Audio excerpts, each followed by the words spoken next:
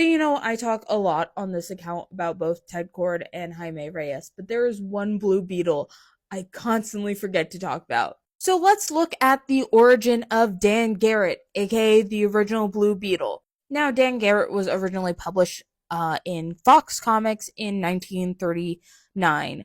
That would later become Charlton, and we would get the Charlton Gang as we know them today.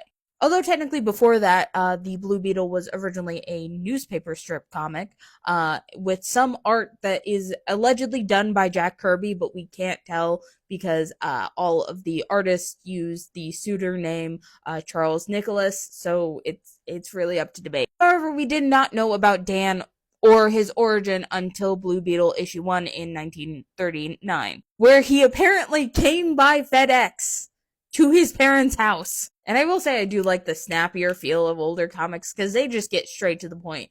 Dan's mom unalives, he's being picked on, the usual. And although the original Dan Garrett was a cop, he still went to university, so it's debatable whether this is still canon. And then of course his father gets unalived, and then we just keep moving. We also get the introduction of Karen Dobbs, which is Dan Garrett's original love interest. I do think that she later gets replaced further in.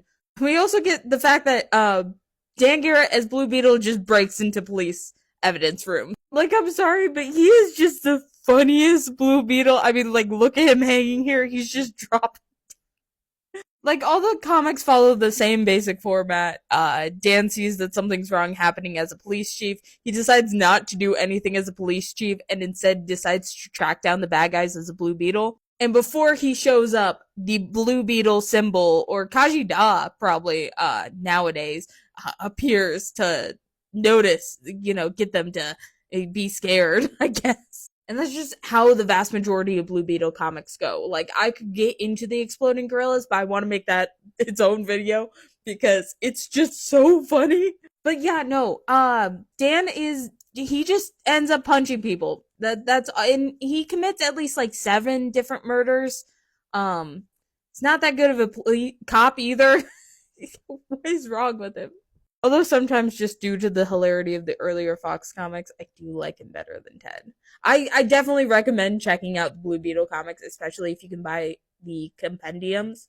They're just a lot of fun. There's a certain style to them that newer comics don't have anymore, and they're so jarring to read sometimes. But unlike the 60s era of comics, they're a lot less wordy and they're a lot more to the point, so they're very quick reads.